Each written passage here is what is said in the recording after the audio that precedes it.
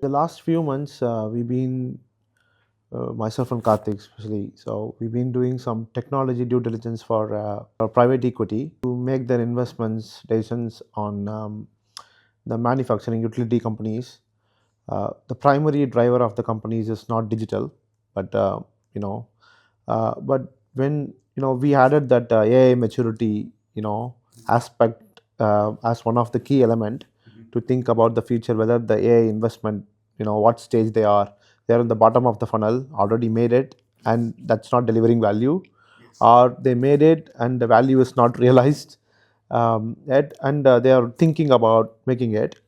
So when I was doing my technical due diligence, sometimes the questions what is running in this CEO's mind is whether they ask me a straight question. So whether if the AI maturity is less, or if the AI has been implemented and not delivering, creating value. There are two such segments of people, C-suits. So they're asking me a question, Ramesh, can you please tell us whether we can start thinking about AI on the customer touch points or business operations, improving the business efficiency, operations efficiency, or thinking about building some custom solutions with the creating a new business model, keeping this aside, completely AI native. So how do you think they can arrive this station? Because this set of audience, either they implemented AI in a different strategic way and value is not created, or the resources are not adopting to the AI. Another thing is they are thinking about AI. So so I repeat this again, where they can focus more on customer touch points or improving operations efficiency with AI, or building a innovative new AI based business model or products to scale. What do you think? So, How they can approach this? so They I are quite think confused. I think there are two anchors or two sort of key starting points. Okay. One is within the organization, what is the strategy process within in the organization? How does that work? And also, how does their business model innovation process work? So those two key processes within the organization, I think, should help. That they feed directly into the answering. Where does, well, firstly, where is the business competing in the future? Where do they want to win in the future? And what type of business model do they envisage? And the business model should determine, within that there should be a complete understanding of where value is going to be where it's going to be generated within the business model. And answering that question should then feed back into, what should my AI strategy be? Where should I build capabilities to optimize value? So that's how I would view that. So it's not. So I think there's a mistake. It's not a mistake. It's just this idea that, okay, customer is important. Clearly, the customer is important. You naturally think, I'm driving the most value through my customer. But every part of the value chain to your customer actually determines the sort of ultimately the unit economics of the customer. And you should be asking, actually, does it make sense for my organization to actually serve that customer? If you're not actually generating a profit, driving a profit from that customer, should you be? So the point is, should you invest in, a fantastic customer experience for a customer that actually isn't going to generate a lot of value for you? You're not going to see value from that. So I think it has to be, with AI, you need to have a very integrated view of what your business is actually going to deliver and how it's going to, and where you're going to compete and how you're going to compete and what AI, what your expectation is for AI in the future. What's going to drive the decisions that shape the way you use AI in the future? As we can see, the AI also reducing. Yeah, answers the question. So, as we can also see, many big technology businesses sometimes, they're losing revenue because the AI sometimes can do certain things much faster. For example, modernizing the systems, COBOL to the modern, the microservice architecture, and that became very cheaper. so, so since you have a financial background, right? What do you think the companies need to prepare in order to not to compromise or getting affected just because of the AI advancement? Generically, industry agnostic. So So I think, so when you're talking about modernization, yeah, there's the legacy aspect there as well.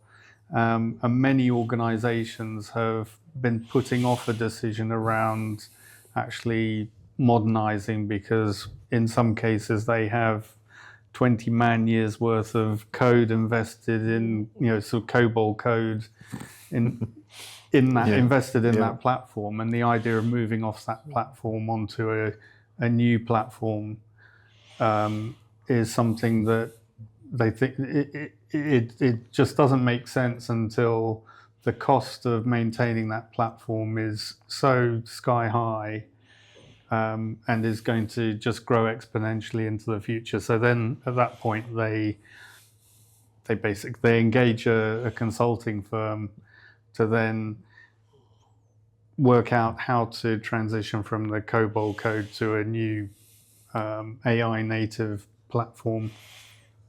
so what about having a digital AI officer, completely virtual AI agentic officer? I'm not in favor of that. Okay, are you in favor of having a digital CFO? No. So do you really think the AI can't take a data-driven decision based on the system of record they have, the finance team? I think if you start with an ERP system and then you build AI capabilities around it, then yes, of course. But I think there is still a need you still need human decision makers in the system.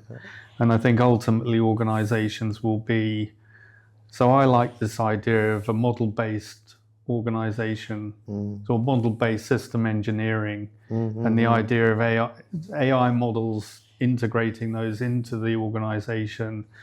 I think it's almost like a pluggable architecture, where you have plugins and you can adapt the system very quickly. So I think there's that element. That's a sort of base platform for the organization of the future. But the organization of the future will still have humans in it because humans have ingenuity and creativity, and AI will have its limits. And when you implement AI, it has to be a bounded system. You can't just simply implement AI with the ability to rationalize everything. So human beings will be around for will be involved in organizations for some time to come. I'm sure, certainly, yeah. Yes. Going back to your point on return on investments. Yes. Obviously, like one of the models we are considering is engagement options. We are building is outcome-based delivery models. Yes. And so we have, so we can say there are tangible outcomes, intangible outcomes. And also in terms of timeline, so we can say it's immediate, medium term, and long term. Obviously tangible, measurable, that's easy within, let's say, post deployment, 3 months or 6 months, we can say you can have this A or B as these C outcomes.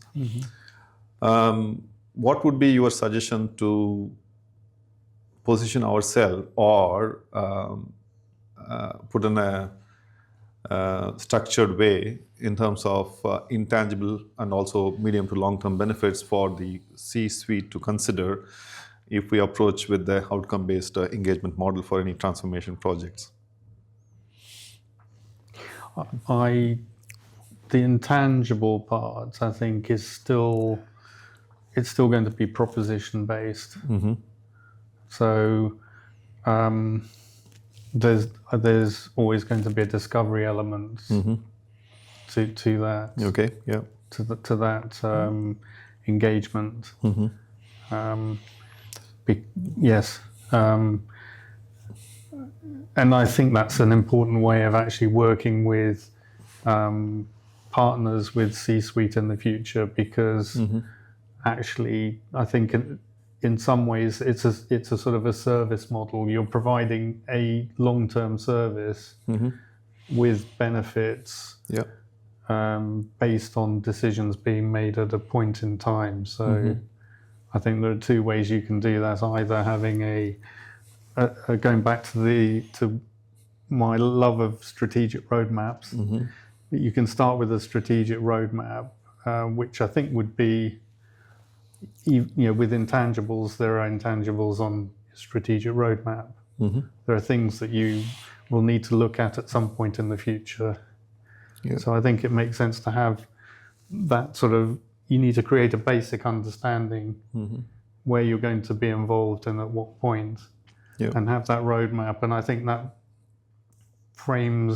provides a frame for a very healthy partnership over the long term.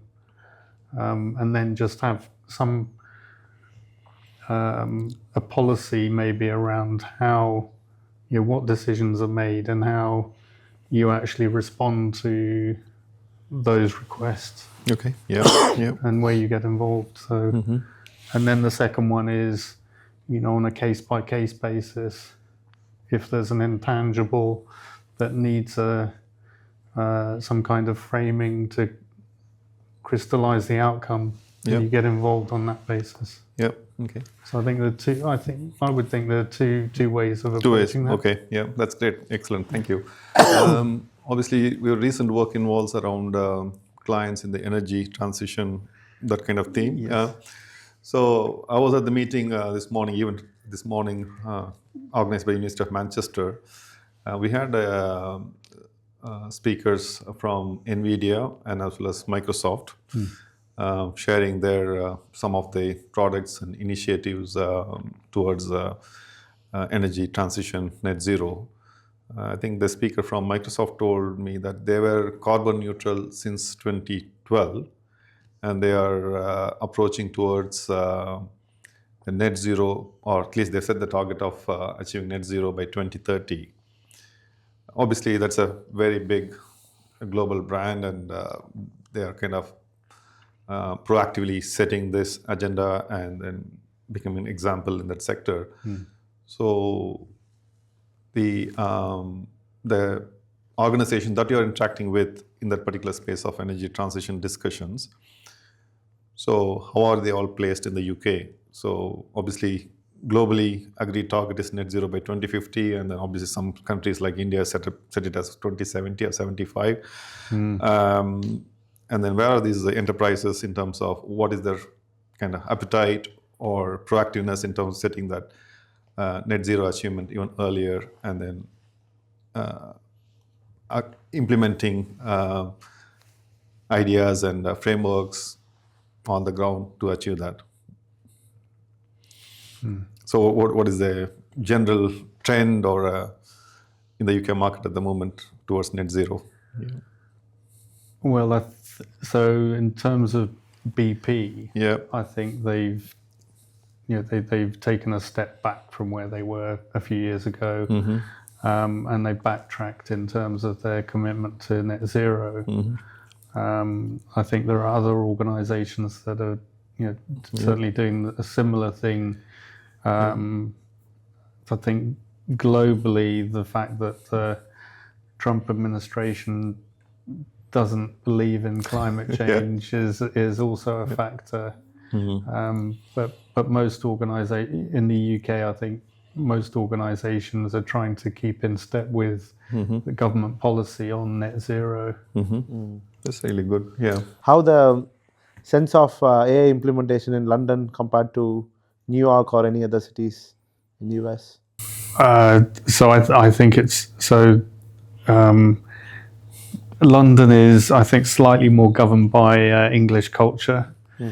I think the US is definitely very much innovation driven and receptive, whereas I think in London there's certainly innovation in the UK is done slightly differently to the US, and capital is much harder to acquire. Capital investment is much harder in the UK to come by than in the US. So yes, but I think the SaaS platform AI model it's a great high impact solution for businesses.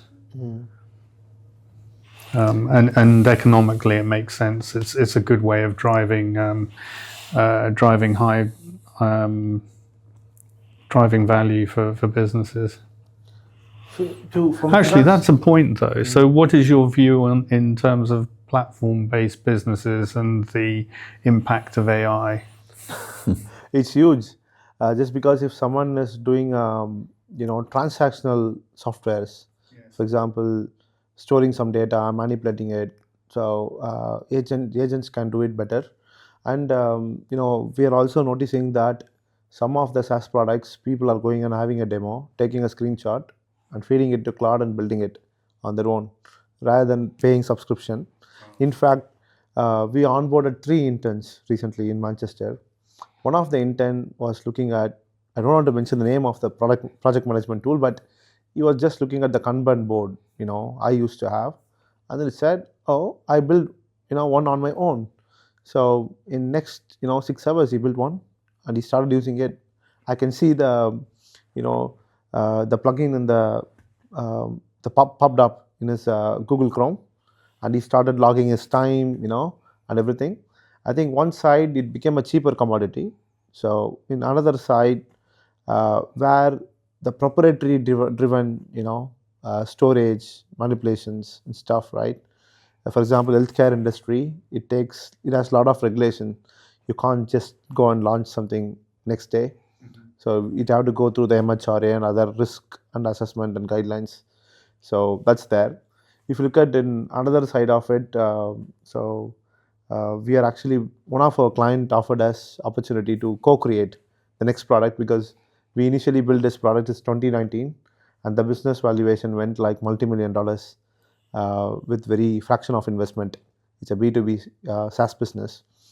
This business can't be replaced just because the kind of data they are storing is proprietary data, and they have to do a regulatory reporting as well. So they can't get rid of this. Similar to your domain, FCA, the Finance Conduct Authority. We can't remove our accounting system because it don't have an AI. So in that way, I think to answer your question in a simple way, I think there are some aspects of SaaS which is easily replicatable, and there are some aspect of SaaS, we call it as a business moat and tech moat. The moat will be the tech moat side. I don't think so. Most of the SaaS on B2C side doesn't exist unless and until they have some network effect connecting, delivering value, shared value between different users, sharing the data. If the particular app is delivering a value to the person, like project management tool, only that person is going to clock in, clock out, manage his time. It's replaced in 6 hours time, maybe 1 hour. That's a junior guy. So by the way, I've never used a project management tool. We got that. I'll don't share the believe contact in details of Monday.com. So he can build one for you. Monday.com. I look at that. What benefit is? But Rajli, I know someone who replicated the entire Monday.com in 3 weeks' time. So But it's simple. yeah, yeah. I think someone who is thinking of building a SaaS product, I think the key thing is rather than reducing the human friction using the SaaS, they have to think about delivering the outcome. Yes. Because I think there are two scenarios exist in our consulting practice on building B2B SaaS products. Right now, AI-based SaaS products, we are asking them a question. Um, so think about SaaS as an interface, sorry, SaaS as an infrastructure, Yes. and AI as a user interface. That is one type of thinking. Another thinking is if the without SaaS, the particular process has, let's say, 5 steps. Is this AI SaaS is going to reduce the 5 steps to 2 steps or 1 step, or it gonna make it 0? So wherever it's possible to make it 0, still people are reducing the human friction 5 to 2. Where the two step, it's not required because you can use agentic AI. So that's how we are doing BPMN workflow.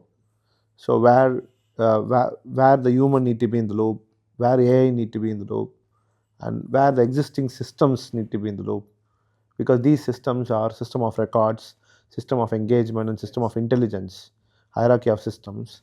And we are not just building the SaaS product, but the way to think about B2B SaaS is, AI SaaS is, how we can connect all the other systems um, into our end client, how that is going to orchestrate between different systems, pick the data, manipulate the data, and deliver the value, is something which we are predominantly consulting in the recent days. So more of a modular architecture with open platform. Okay. Yeah. So So is that the idea, or? it's okay. There is two pieces to it. The first piece is when the the AI driven B2B SaaS products, okay, instead of being a painkiller for larger audience, instead of being a vitamin for larger audience, it can be a painkiller for very few niche segments. Okay. If these conditions are met, we can think about how they can build their admin side of the product, SaaS product, in a AI native way, agentic, native way. First approach, that is one aspect to it. And another aspect is we will look at the business model, what this AI SaaS product is delivering. So the end customer is also a business customer for this SaaS product. So we look at their infrastructure. We do a digital maturity assessment on the ideal customer's infrastructure. What is the system of records they are using, system of engagement they are using, and system of intelligence they are using. So we are not delivering this product. We are during the requirement gathering side of it, designing the product. We are not thinking of replacing those existing systems. Yes. But we are building the piece which is complementing that system, not competing with the systems. And we are building a BPMN driven orchestration layer to connect with the systems.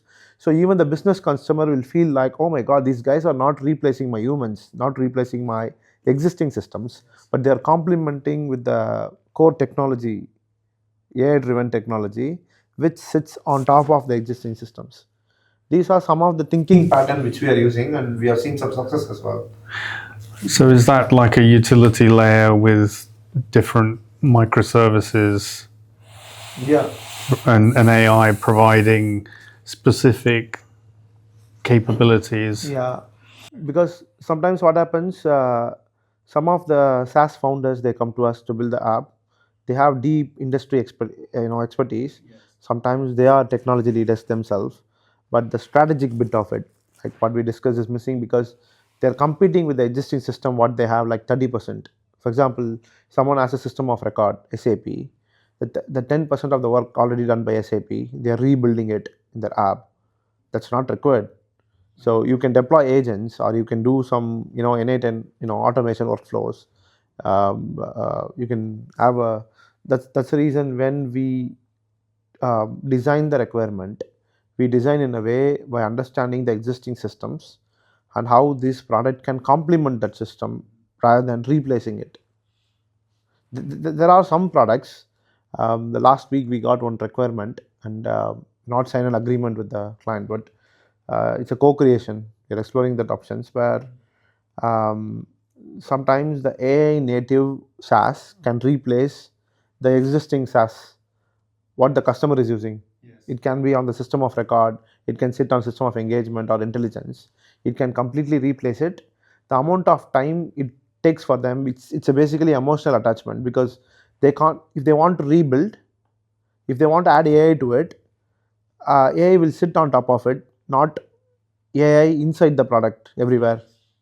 So they can add AI as an add-on, and obviously they can't compete with AI native products sometimes. So Are you in favour that? Which are you in favour of? I think it's an obvious answer, but AI as a bolt-on or going completely AI native? Because in the future, it's like I've seen systems where, because of time and yeah, sort of lack of investment or lack of budget, you get systems that are basically, it's a combined solution, which works at that point in time, but in the future you actually lose in terms of agility and the ability to upgrade the system. So is that how you view it as well? Or? So I think if you look at the non-IT company side, right, the manufacturing, any other domains, not IT service, IT products, any other domains, if they are already larger, so they can add AI as a layer, orchestration layer. It's quite easier for them to implement, and then they can think about whether they need to build the AI native solutions for themselves on any of the three pillars of technology: customer touch points, operations, and then creating a new business model to have a competitive advantage. They can also think about building AI native solution for themselves when there is a scenario where they can add AI on top of the existing systems. Still, they can build AI native solutions and sell it to their competitors, and that becomes a innovative business model for themselves. So that's another option. So we also getting a lot of sense from the Middle East that they wanted to build it in UK. When they wanted to sell their own competitive advantage product to their competitors and make that as a business, they want to do it in UK because just because of bit more regulations in and the Data Protection Act, DPO governance compliances. From UK, they wanted to launch it in Middle East market to get that customer faith and trust. That is also happening. So on the startup side, contrast to it, they can build something AI native way. Yeah, it's obvious.